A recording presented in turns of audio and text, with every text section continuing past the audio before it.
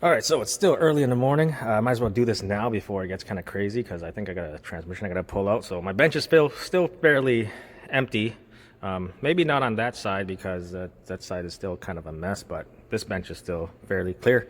So I just wanted to do a quick tool review of this new borescope camera, or an articulating one. So it's I got this one because I didn't want to use the one where I got to use my phone and you know, you got to download the app, you got to connect your phone to it, and all that. So this is all built into one, you know, one unit, I guess.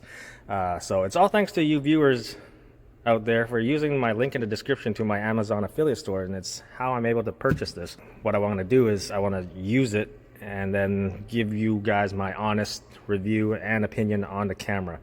But I don't know how the screen is going to be. Like when I use the one that I kind of got to connect to my phone, the screen is, well, the screen on my phone is pretty good, so the quality is pretty good. But let's see what this one has, I guess. So let's open this thing up and see what's inside. Okay, so I said I was going to do an unboxing, but work started happening, so you're gonna get to see Marvin's hand opening this box because we actually have a car that we are actually working on that we need to use this camera for because it's got an overheating issue. It has no coolant or low on coolant, and we're gonna look inside the cylinder to see if there's anything dribbling down because we got the pressure tester on it right now. So it comes with a really nice carrying case. Teslong. So in the box it comes with a USB, right? I think I got some alcohol wipes in there. What is this? What is that? Yeah, what is that? Oh, it's a... Is that a fuse? Let's see what that is. No, it's a... It is a... What is that? No, it's just a... I don't know what that is. One... Well, maybe I should read the instructions, but no instructions at this time. We're not reading the instructions. We're just going to right out of the box. See that. Anyways, we got it. So the camera quality looks pretty good. I took the cap. There's a cap on the end, right? So there's also a camera on the side where you can switch camera angles by holding the back trigger button, and it switches the angle. So you can see, right? See, it changes to that angle. Change back. You press it once to record, and then I guess all these buttons will figure out on the way because I think this one's just zoom, the light brightness. You can turn up how bright it is and turn it on. You go settings. It can go up and down. Press OK, and then I think this is the M for, I guess, memory for all the saved videos that you can keep. So now I can record it, transfer it onto my computer, and I can stick it on, like, you know, on the side here for you guys to see what we're actually seeing rather than just looking at the screen. So that's a plus for my YouTube videos.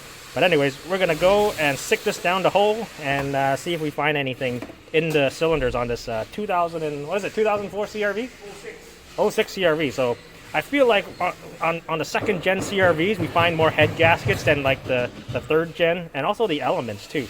So this has got a 260,000 kilometers. Yeah, 260,000 kilometers. That's like just not even 200,000 miles yet. You articulate. Oh, you just keep pressing you can move it up. down. You can move it up, or you hold it to change the angle on the. So hold the bottom trigger. Just hold. Oh, okay. Press and hold. Okay. And they'll switch to the side Oh, camera. I see. Oh, nice. So this is our side camera right here. Yeah, that's your side camera. But you kind of have to articulate the... Oh, I see.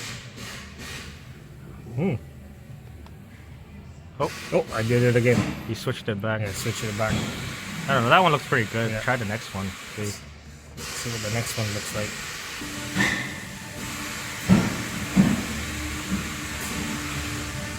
Side view. So this is the side view. That side view is pretty cool. Yeah, I know, right? You just rotate it. Oh, sorry. This is what you're saying. So the quality for it with this camera is pretty good. You can see Switch a lot back. of stuff. Yeah, try a different cylinder.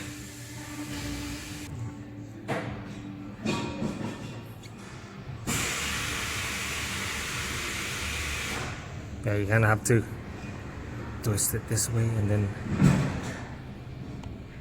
Yeah, that one looks pretty. Switch.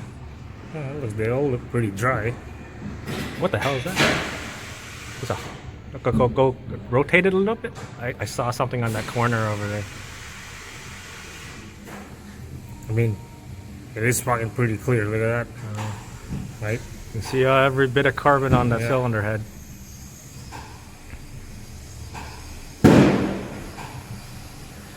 It is pretty clear, I gotta admit. It's nice.